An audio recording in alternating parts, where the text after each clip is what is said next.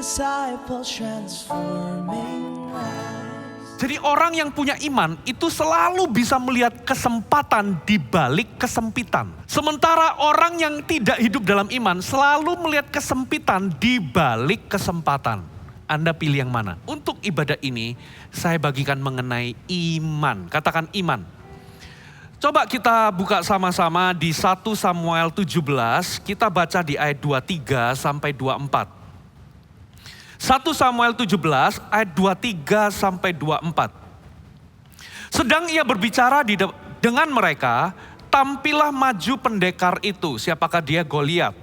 Namanya Goliat, orang Filistin dari Gad, dari barisan orang Filistin.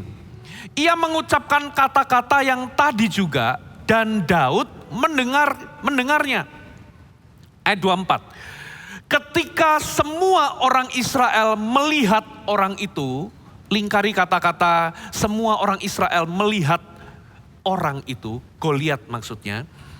Larilah mereka daripadanya dengan sangat ketakutan. Jadi Goliat itu secara fisik tubuhnya itu tinggi besar. Seperti raksasa, itulah sebabnya Goliat itu dikatakan sebagai raksasa. Dan menakutkan. Dan apa yang terjadi ketika semua orang Israel melihat Goliat. Katakan melihat Goliat. Mereka dikatakan mereka semua lari daripadanya dengan sangat ketakutan. Jadi dengan kata lain, saudara, apa yang kita lihat itu bisa berbahaya. Ketika orang-orang Israel melihat Goliat, mereka jadi ketakutan.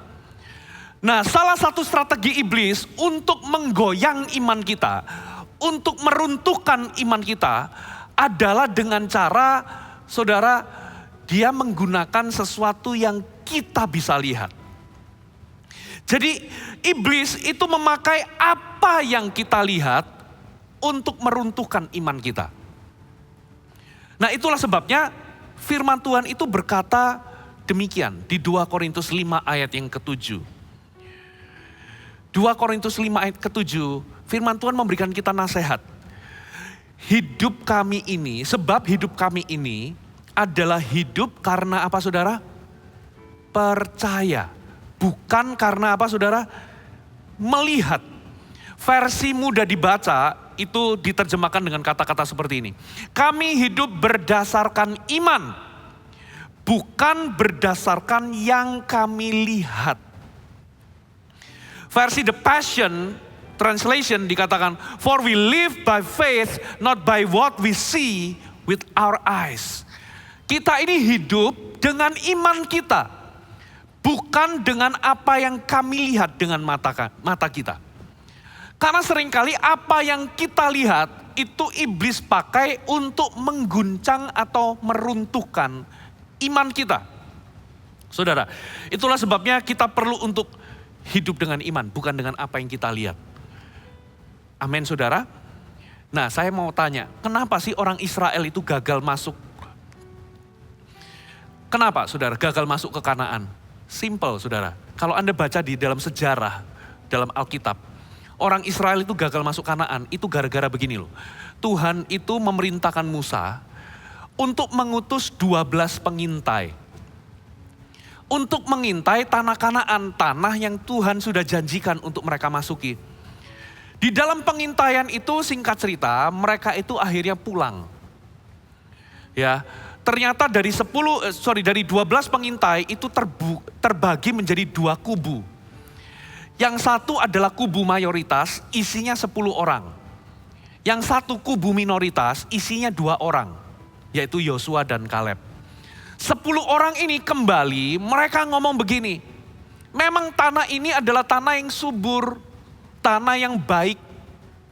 Tapi di situ kami melihat ada raksasa.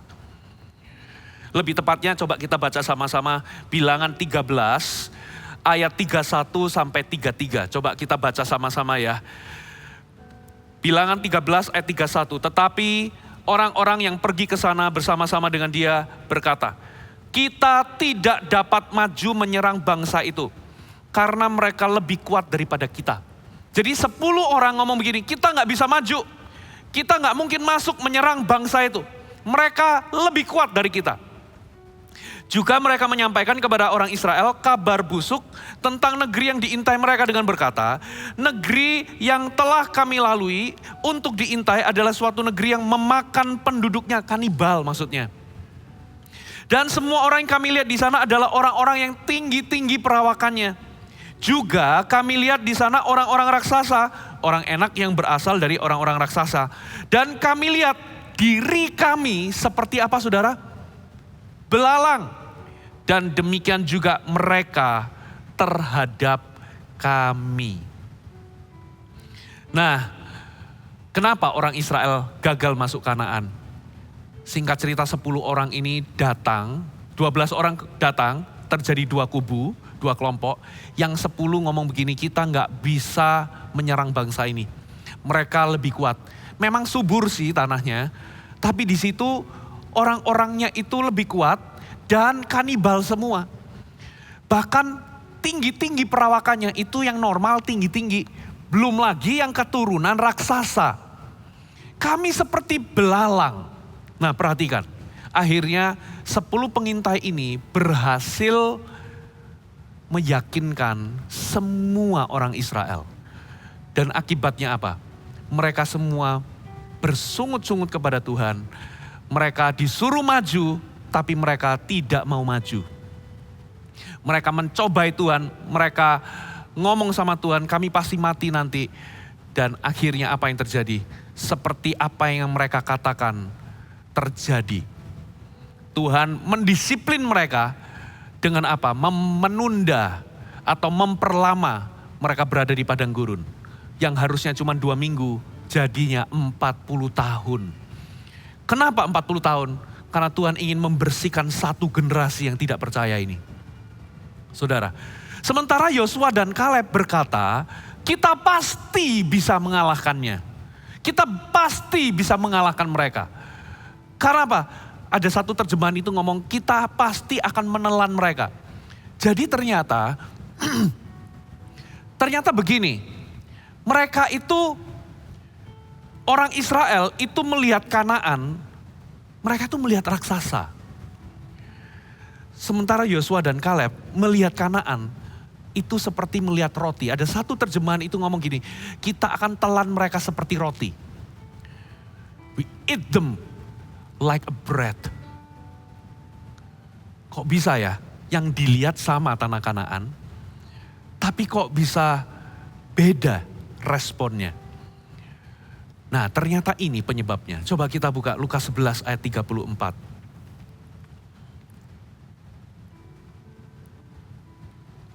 Matamu adalah pelita tubuh. Jika matamu baik, teranglah seluruh tubuhmu. Tapi jika matamu jahat, gelaplah tubuhmu. Katakan mata itu pelita tubuh. Apa sih mata itu? Mata itu bukan apa yang kita lihat. Mata itu adalah alat untuk melihat. Jadi di sini kita bisa tahu bahwa ada yang jauh lebih penting daripada apa yang kita lihat. Apa, saudara? Yang lebih penting dari apa yang kita lihat? Yaitu cara kita melihat. Ada amin? Jadi orang Israel 10 pengintai dan kebanyakan orang Israel dengan Yosua dan Kaleb, mereka itu sama-sama melihat sesuatu yang sama, tapi bedanya di sini, mereka itu cara melihatnya berbeda. Saudara, itulah sebabnya cara kita melihat itu lebih penting daripada apa yang kita lihat. Karena dalam kehidupan ini, mungkin ada hal-hal tertentu yang kita nggak bisa ubah. Ada hal-hal yang kita lihat, itu kita nggak bisa ubah. Tapi kita selalu bisa mengubah cara kita melihat. Ada amin. Ada banyak hal dalam hidup ini, kita nggak bisa ubah apa yang kita lihat. Tapi kita selalu bisa mengubah cara kita melihat. Saudara, Saya mau kasih contoh ya. Ini sering kali saya kasih contoh ini. Ada 2 orang salesman. Ya, diutus oleh perusahaan sepatu. Ya, bosnya mengutus salesman A pergi ke sebuah tempat ya terpencil yang di sana itu nggak ada satupun orang yang pakai sepatu karena custom mereka itu nggak ada yang pakai sandal dan sepatu. Waktu nyampe di situ, salesman A ini berkata, waduh, nggak mungkin kita bisa sukses. Dia telepon bosnya, bos salah kirim. Kita salah tempat bos, di sini nggak ada kebudayaan orang pakai sandal dan sepatu. Kita nggak mungkin berhasil jualan sepatu di sini. Tolong pulangkan saya. Ya akhirnya dia dipulangkan, tapi bosnya nggak menyerah. Dia kirim salesman yang kedua, katakanlah salesman B. Sampai di situ, tiba-tiba dia telepon bosnya. Bos, kita pasti sukses di sini. Loh kenapa? Karena di sini nggak ada orang yang pakai sepatu dan sandal. Mereka nggak punya kebudayaan itu.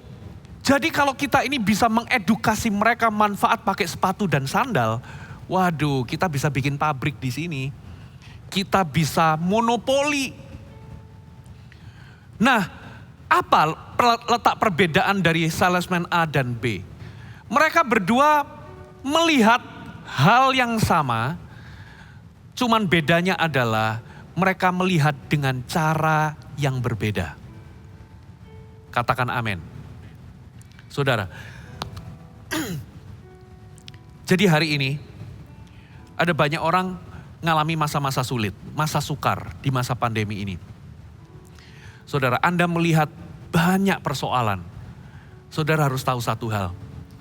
Cara Anda melihat itu lebih penting daripada apa yang Anda lihat. Nah, iman. Tuhan itu suruh kita hidup dengan iman. Kenapa iman itu penting? Karena iman itu mengubah cara kita melihat. Saudara. Dan saudara, Anda jadi orang Kristen dengan rajinnya Anda kebaktian, itu enggak jadi jaminan saudara itu hidup dalam iman loh. Dengan rajinnya kita kebaktian itu enggak jadi jaminan bahwa kita ini beriman sama Tuhan. Kita waktu doa, ya, waktu kita berdoa atau waktu kita ketemu seperti dalam kebaktian, iman kita mungkin bisa menyala-nyala. Tapi begitu kita keluar dari ruang doa kita ketemu sama realita, sama persoalan, dan itu real, saudara, kita bisa kehilangan iman. Kita bisa ragu-ragu dan guncang. Ketika kita menghadapi sesuatu yang real kita lihat di depan mata, pandemi, persoalan, krisis, kita bisa kehilangan iman. Nah itulah sebabnya bukti bahwa kita beriman adalah kita berubah cara melihatnya. Bukti bahwa saudara hidup dalam iman adalah Anda mengalami perubahan cara pandang. Katakan perubahan cara pandang. Saya mau buktikan ya. Coba kita lihat 1 Samuel 17 ayat 25 sampai 26. 1 Samuel 17 ayat 25 sampai 26. Berkatalah orang Israel itu, sudahkah kamu lihat orang yang maju itu? Sesungguhnya ia maju untuk mencemoohkan orang Israel. Orang yang mengalahkan dia akan dianugerahi raja kekayaan yang besar. Raja akan memberikan anaknya yang perempuan kepadanya. Dan kaum keluarganya akan dibebaskannya dari pajak di Israel. Lalu berkatalah Daud kepada orang-orang yang berdiri di dekatnya, apakah yang akan dilakukan kepada orang yang mengalahkan orang Filistin itu dan yang tak menghindarkan cemooh dari Israel? Siapakah orang Filistin yang tak bersunat ini sampai ia berani mencemoohkan barisan daripada Allah yang hidup? Saudara, apa bedanya Daud dengan orang Israel? Tentara-tentara di waktu itu. Mereka waktu lihat Goliat, ya, orang Israel itu melihat raksasa yang menakutkan. Sementara Daud melihat hadiah, katakan hadiah. Daud itu fokusnya apa yang akan dilakukan terhadap orang yang bisa kalahkan orang Filistin ini. Coba lihat, dia lihat Goliat yang sama, tapi cara pandangnya beda. Ada amin? Apa bedanya Saul dengan Daud? Di sini, Saul melihat Goliat itu terlalu besar untuk bisa dikalahkan. Sementara Daud itu melihat Goliat itu terlalu besar untuk meleset waktu diumban. Beda cara pandangnya. Halo, amin. Bukti seseorang beriman, dia berubah cara pandangnya. Saudara, coba kita lihat Bilangan pasal yang ke-14, ayat 6-8. Coba lihat respon dari Yosua dan Kaleb.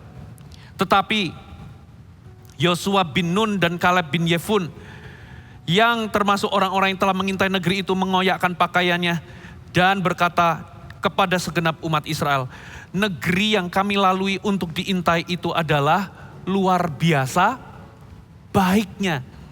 Coba beda ya dengan yang 10 pengintai. 10 pengintai ngomong apa? Negeri yang kami lalui itu penduduknya makan penduduknya sendiri. Kanibal. Ada raksasa di situ. Sementara Yosua dan Kaleb, negeri yang kami lalui luar biasa baiknya. Jika Tuhan berkenan kepada kita, maka Ia akan membawa kita masuk ke negeri itu dan akan memberikannya kepada kita suatu negeri yang apa, saudara? Berlimpah-limpah apa, saudara? Susu dan madunya. Orang Israel 10 pengintai melihat tanah Kanaan yang sama, tapi cara mereka melihat, cara pandangnya berbeda. Itulah sebabnya Tuhan menghargai iman Yosua dan Kaleb. Bukti seseorang beriman, cara pandangnya beda. Saudara, hidup ini pasti penuh dengan masalah. Pasti penuh dengan yang namanya persoalan. Orang yang hidup di dalam iman, cara dia memandang kehidupan itu beda. Ya, coba satu ayat lagi, 1 Korintus 16 ayat 8-9. Tetapi aku akan tinggal di mana? Efesus sampai hari raya Pantekosta. Sebab di sini banyak apa, saudara? Kesempatan, lingkari kata di sini banyak kesempatan. Di sini banyak kesempatan bagiku untuk mengerjakan pekerjaan yang besar dan penting. Sekalipun ada banyak penentang. Coba lihat, Paulus ini orangnya beriman. Itu sebabnya cara pandangnya beda. Di Efesus itu banyak musuh. Di Efesus itu berbahaya bagi dia untuk tinggal. Banyak penentang. Tapi yang dia lihat, kesempatan. Saudara tahu kata krisis itu berasal dari bahasa Mandarin Wei Qi, yang artinya Wei itu bahaya, Qi itu kesempatan. Saudara, jadi di dalam sebuah krisis, dalam sebuah persoalan, dalam sebuah masalah, itu ada bahaya, ada unsur bahaya, tapi juga ada unsur kesempatan. Nah, orang yang beriman ketika melihat krisis, yang dia lihat adalah kesempatan, bukan bahaya. Katakan amin. Jadi orang yang punya iman itu selalu bisa melihat kesempatan di balik kesempitan. Sementara orang yang tidak hidup dalam iman selalu melihat kesempitan di balik kesempatan. Anda pilih yang mana? Bapak Ibu. Nah, itulah sebabnya Tuhan itu ngomong begini, kita ini hidup dari iman kita, dari percaya kita, bukan dari apa yang kita lihat. Saudara, mana yang membuat Anda bertindak? Iman atau bukan? Nah, sekarang pertanyaannya, saudara, bagaimana sih cara mengubah cara kita melihat? Bagaimana kita bisa mengubah cara kita memandang? Sederhana, kalau Anda ingin berubah cara pandangnya, Anda harus mengubah posisi Anda. Katakan mengubah posisi. Coba ya kita lihat. Ada si A, dari sini, lihat sebuah angka, yang dilihat itu angka 6. Tapi di sisi seberang, Dia lihat juga sebuah angka, tapi angkanya adalah angka 9. Anda mau berdebat sampai kiamat, nggak bakal ketemu. Yang satu ngomong ini angka 6, yang satu ngomong ini angka 9. Nggak bakal ketemu, karena apa? Sudut pandangnya berbeda. Caranya ketemu adalah gini loh, daripada kita berdebat sampai mati, kamu sini. Kamu pergi ke sini di posisiku. Kamu akan melihat ini bukan angka 9 tapi angka 6. Katakan amin. Nah, kalau Anda ingin berubah cara pandangnya, Anda harus berubah posisi Anda. Jadi bagaimana cara mengubah cara pandang? Ubah posisi. Yang pertama, Anda harus berada di posisi Tuhan, itu yang pertama. Karena firman Tuhan ngomong begini, Yesaya 55 ayat 8-9. Rancanganku bukanlah rancanganmu, jalanmu bukan jalanku. Demikianlah firman Tuhan, seperti tingginya langit dan bumi, demikian tingginya jalanku daripada jalanmu, rancanganmu daripada rancanganku. Jadi kalau Anda ingin berubah cara pandang, Anda perlu berada di posisinya Tuhan. Anda perlu berada di sudut pandangnya Tuhan. Ketika Anda berada di sudut pandangnya Tuhan, Anda akan melihat sesuatu yang berbeda. Katakan amin. Maksudnya bagaimana? Ternyata Tuhan itu, rancangan Tuhan itu tinggi. Makanya Wahyu 4 ayat pertama mengatakan demikian. Kemudian daripada itu aku melihat sesungguhnya, Wahyu 4 ayat pertama, perhatikan. Kemudian daripada itu aku melihat sesungguhnya sebuah pintu terbuka di sorga. Dan suara yang dahulu telah kudengar berkata seperti bunyi sangkakala, katanya, naiklah kemari, naik kemari. Dan aku akan menunjukkan kepadamu apa yang harus terjadi sesudah ini. Ini adalah Yohanes di tempat pembuangan atau pengasingan. Yohanes itu dibuang di sebuah tempat. Kalau nggak salah di Pulau Patmos ya, saudara. Nah, saudara, ketika dia itu disuruh naik sama Tuhan, waktu dia naik, dia melihat sesuatu yang berbeda. Waktu dia di bawah, dia itu melihat bahwa dirinya itu dibuang, diasingkan. Tapi waktu dia naik ke tempat Tuhan berada, naiklah kemari, dia melihat Tuhan itu menunjukkan apa yang Tuhan kerjakan. Halo, amin. Di dalam persoalan dan problem kita juga sama. Kalau Anda berada di bawah dan Anda nggak naik ke posisinya Tuhan, Anda akan melihat kekacauan, melihat masalah, problema. Tapi waktu Anda naik ke sudut pandangnya Tuhan, Anda melihat rencana Allah dalam hidup Anda. Itu namanya hidup dalam iman. Itu namanya Anda mengubah cara pandang. Cara pandang Anda tidak berubah sampai Anda berubah posisinya. Itulah sebabnya, bagaimana sih mengubah cara pandang? Saudara, ubah posisi. Yang pertama, catat baik-baik. Anda perlu mengerti dan mengenal pikiran Tuhan. Selalu selaraskan setiap situasi yang Anda hadapi, selaraskan dengan pakai kacamata firman Tuhan. Terjemahkan atau terjemahkan. Setiap persoalan Anda dari kacamata firman, bukan pandangan Anda sendiri. Ketika Anda berada di sudut pandang firman, rancangan Tuhan itu rancangan yang tingginya itu di langit. Pikiran kita sama pikiran Tuhan itu berbeda. Ketika Anda menerjemahkan situasi Anda pakai kacamata firman, Anda berada di sudut pandang pikirannya Tuhan. Katakan amin. Yang kedua, Anda upgrade iman Anda. Upgrade kerohanian Anda. Naiklah terus. Bertumbuhlah terus. Naiklah kemari. Ketika Anda upgrade iman dan upgrade kerohanian Anda, saudara, Anda berada di sudut pandangnya Tuhan. Anda akan melihat sesuatu yang berbeda. Anda melihat persoalan bukan lagi melihat itu sebagai persoalan, tapi Anda melihat ada rencana Allah di balik persoalan itu. Anda melihat apa yang Tuhan kerjakan dalam kehidupan Anda. Ada amin saudara? Nah, yang ketiga, masuklah dalam hadirat Allah. Mari kita buka sama-sama Mazmur 73. Mazmur 73, kita baca di ayat 2 sampai 5. Perhatikan, tetapi aku, sedikit lagi maka kakiku terpeleset.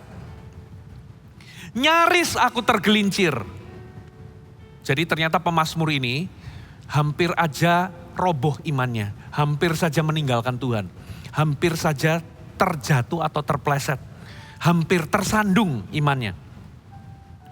Apa penyebabnya? Ayat 3. Sebab aku cemburu kepada pembual-pembual kalau aku melihat kemujuran orang-orang fasik. Sebab kesakitan tidak ada pada mereka, sehat dan gemuk tubuh mereka. Mereka tidak mengalami kesusahan manusia, dan mereka tidak kena tulah seperti orang lain. Pernah nggak Anda ngalami seperti pemazmur ini? Saudara, Anda itu cari Tuhan sungguh-sungguh, Anda melayani, Anda bangun kerohanian. Semakin Anda cari Tuhan sungguh-sungguh, semakin Anda melayani. Loh, kok aku ngalami ketika pandemi ini, kok aku alami kebangkrutan ya? Loh, kok aku ini ketularan COVID ya? Loh, bisnisku kok terdampak ya? Lalu Anda jadi goyang. Lalu Anda coba cek tetangga sebelah. Tetangga Anda itu orang fasik, gak kenal Tuhan, hidupnya gak bener, main perempuan, judi, ya, gak takut akan Tuhan. Bisnisnya di masa pandemi tambah rame. Dikatakan apa tadi? Aku cemburu kepada pembual-pembual, berarti ini orang fasik. Aku melihat kemujuran orang-orang fasik. Loh kok gini nih? Ini orang fasik gak kenal Tuhan. Aku ini anak Tuhan. Kok bisnisku terdampak? Dia bisnisnya tambah rame. Di pandemi ini. Dikatakan, kesakitan tidak ada pada mereka. Gua ketularan COVID, kok dia gak ketularan? Itu orang gak kenal Tuhan. Sehat dan gemuk tubuh mereka. Saya kena COVID jadi kurus misalnya. Yang itu tambah gemuk misalnya. Mereka tidak mengalami kesusahan manusia. Mereka gak kena tulah seperti orang lain. Waduh. Apa yang terjadi? Anda jadi bingung. Coba lompat di ayat 12. Sesungguhnya itulah orang-orang fasik. Pemazmur itu sampai ngomong itulah orang-orang fasik. Mereka menambah harta benda. Waduh. Ya di masa pandemi mereka tambah mobil, beli rumah. Sementara Anda sedang dalam kondisi krisis keuangan. Terus apa lagi? Senang selamanya. Waduh, ini orang gak kenal Tuhan, tapi di masa pandemi liburan terus. Anda kerja banting tulang, bukannya profit yang Anda dapatkan, tapi bukannya untung, tapi buntung. Anda jadi bertanya-tanya seperti pemazmur. Saudara, lihat pemazmur ini juga manusia biasa loh. Dia itu hampir tergelincir. Ayat 13, ini titik nadirnya dia. Dia ngomong begini, sia-sia sama sekali aku mempertahankan hati yang bersih. Kecewa ini, nadanya kecewa. Sia-sia kalau begitu aku ikut Tuhan. Sia-sia aku rajin kebaktian. Sia-sia pakai ikut CG segala. Sia-sia aku ikut pelayanan. Sia-sia aku hidup kudus. Dan membasuh tanganku tanda tak bersalah. Ngapain aku hidup benar kalau begini? Ayat 14. Namun sepanjang hari aku kena tulah dan kena hukum setiap pagi. Dan ketika aku bermaksud untuk mengetahuinya, hal itu menjadi kesulitan di mataku. Aku coba mengerti, tambah bingung. Nah, di titik ini imannya goyang. Imannya jadi goncang, saudara. Membingungkan, kenapa? Aku ini anak Tuhan kok sepertinya gak dilindungi. Bisnisku terdampak, aku kok ngalami hal yang sulit. Itu orang gak kenal Tuhan. Dalam tanda kutip, hidupnya dalam dosa fasik. Kok malah tambah diberkati. Anda coba ngerti, tambah jadi kesulitan di mata Anda. Ayat 17, kita baca sama-sama ya. 1, 2, 3. Sampai aku masuk ke dalam tempat kudus Allah. Dan memperhatikan ujungnya atau kesudahan mereka. Sesungguhnya, nah waktu dia ini masuk di tempat kudus Allah dan memperhatikan ujung hidupnya. Ternyata ia mendapati sesungguhnya di tempat-tempat licin kau taruh mereka. Kau jatuhkan mereka sehingga hancur. Betapa binasa mereka dalam sekejap mata. Lenyap habis karena kedahsyatan. Seperti mimpi pada waktu terbangun ya Tuhan. Pada waktu terjaga rupa mereka kau pandang hina. Ketika hatiku merasa pahit, buah pinggangku menusuk-nusuk rasanya. Aku dungu dan tidak mengerti. Seperti hewan, aku di dekatmu. Katakan aku di dekatmu. Jadi pemazmur ini seperti pergumulan kita. Ketika masa pandemi datang, masa krisis datang, bisnisnya terdampak. Ekonominya terdampak. Bahkan dia juga tertular COVID. Saudara, ia alami banyak kesulitan. Sementara dia lihat tetangganya yang gak kenal Tuhan yang fasik. Senang-senang, liburan, hartanya tambah banyak, tokonya tambah menjadi-jadi, tambah diberkati, asetnya, propertinya tambah nambah. Mereka seperti gak kena tulah. Waktu dia berusaha untuk mengerti tambah bingung. Lalu dia sampai di titik sia-sia aku ikut Tuhan. Udah gak usah cege-cegean, gak usah pelayan-pelayanan. Gak usah Tuhan-Tuhanan. Kalau memang Tuhan seperti ini, udah percuma aku hidup kudus, hidup suci. Kalau toh ternyata sama saja, dia kecewa. Tapi kecewanya gak berlangsung lama. Kenapa? Dikatakan sampai aku masuk ke tempat kudusnya. Sampai aku masuk ke hadirat Tuhan. Dan di situ sudut pandang Tuhan berbeda dengan sudut pandangku. Ketika aku naik ke sudut pandangnya Tuhan di dalam hadirat Allah.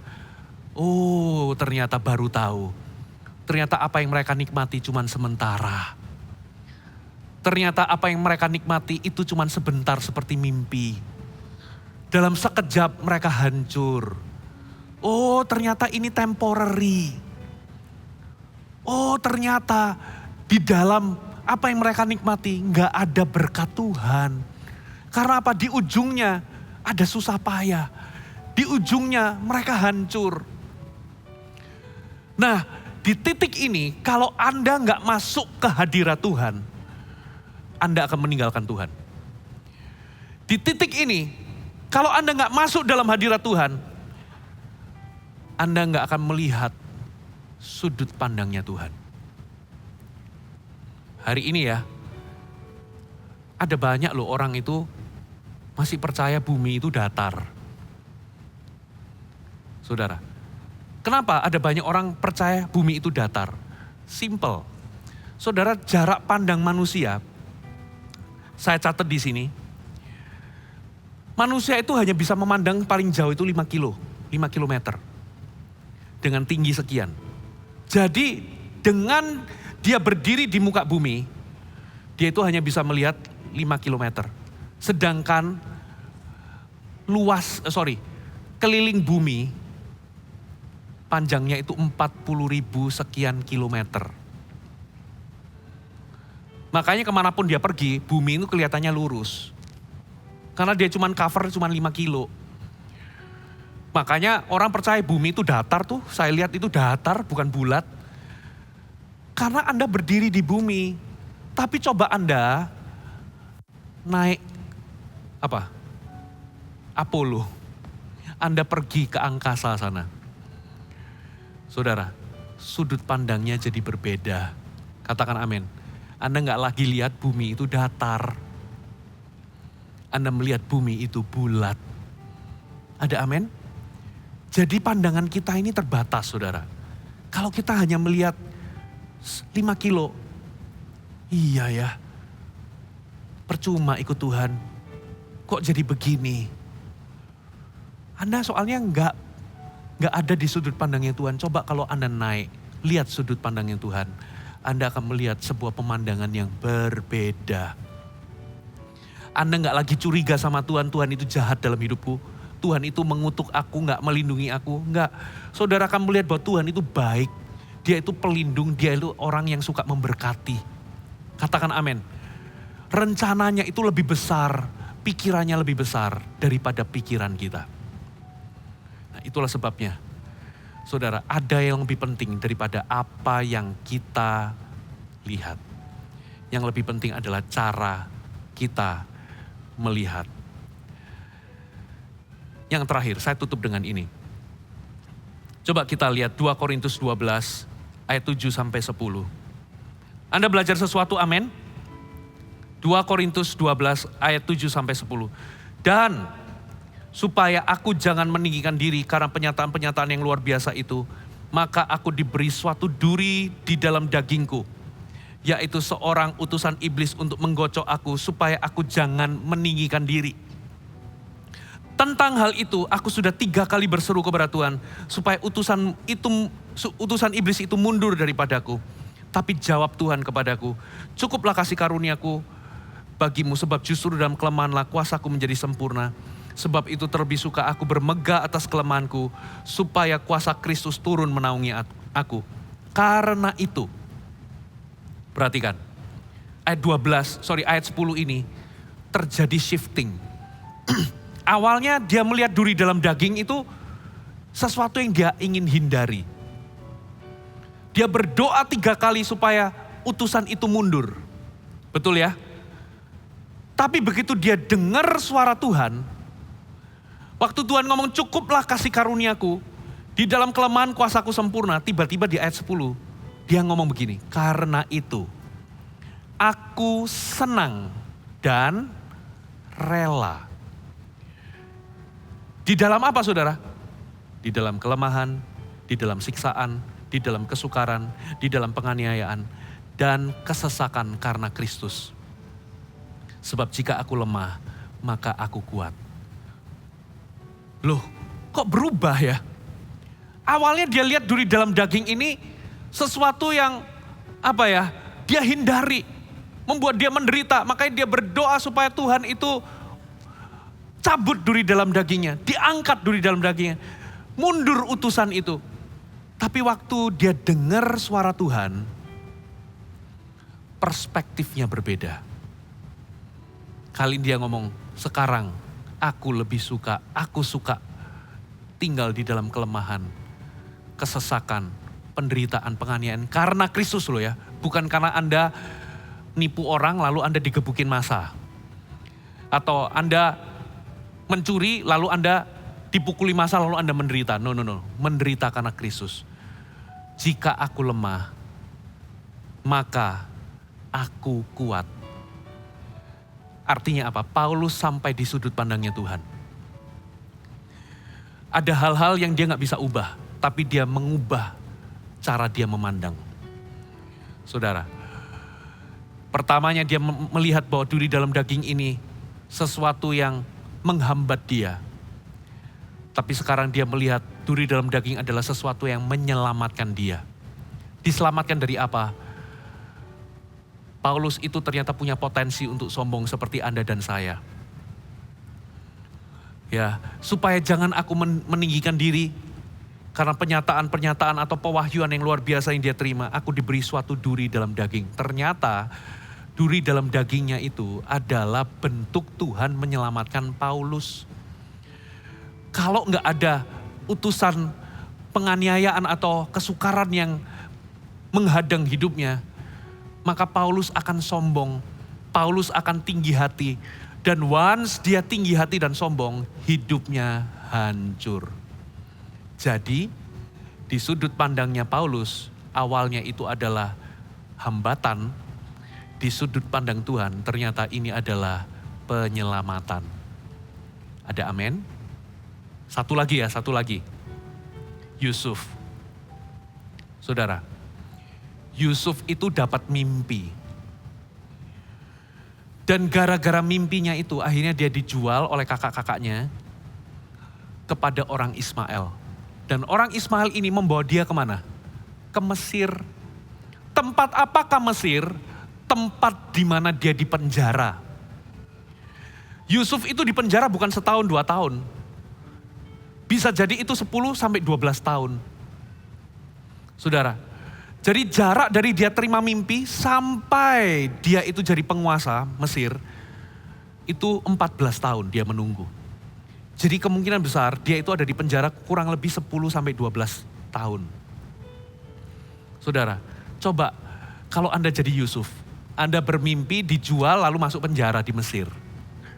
Anda melihat itu sebagai apa? Kemunduran. Anda melihat itu sebagai apa? Sebagai penundaan. Waduh, aku masuk ke penjara. Mana bisa aku jadi penguasa seperti yang Tuhan itu wahyukan lewat mimpi. Tapi coba lihat, sudut pandangnya Tuhan beda ternyata. Sudut pandang Yusuf ke Mesir itu penundaan. Di Mesir itu dia malah masuk penjara. Karirnya malah jeblok. Tapi di sudut pandang Tuhan, masuknya dia ke penjara itu adalah persiapan. Halo, amin. Justru gara-gara dia di penjara, walaupun itu lama tapi di ujungnya dia ketemu sama juru minuman istana. Juru minuman ini akhirnya ditafsirkan mimpinya, dan waktu dia keluar satu kali pas Firaun itu cari orang yang bisa tafsirkan mimpinya, dia ingat. Waktu aku di penjara, aku ditolong sama orang yang namanya Yusuf. Akhirnya dia ini yang bawa Yusuf menghadap raja. Dan di titik itulah Yusuf, ketika dia berhasil menafsirkan mimpi raja, dia diangkat menjadi orang kedua di Mesir. Di mata Tuhan, dibawanya dia ke Mesir, itu bukan penundaan, tapi sebuah persiapan. It's a setup. Setup itu adalah jebakan untuk promosi. Katakan amin. Persiapan untuk promosi. Di titik ini, saudara, iman itu menentukan. Bukti Anda beriman, cara pandang Anda berubah. Hai, terima kasih sudah bergabung bersama kami, Gereja Mount Sharon, Jabodetabek. Sebagai gereja Tuhan, adalah kerinduan bagi kami untuk melihat Anda terus bertumbuh di dalam pengenalan akan Tuhan dan mengalami perubahan hidup. Maka dari itu, bergabunglah bersama komunitas kecil kami, Connect Group. Dapatkan informasi lebih lanjut pada kolom deskripsi kami. Last but not least, don't forget to subscribe dan bagikan video ini kepada orang yang Anda kasihi. Thank you for joining us and see you next time.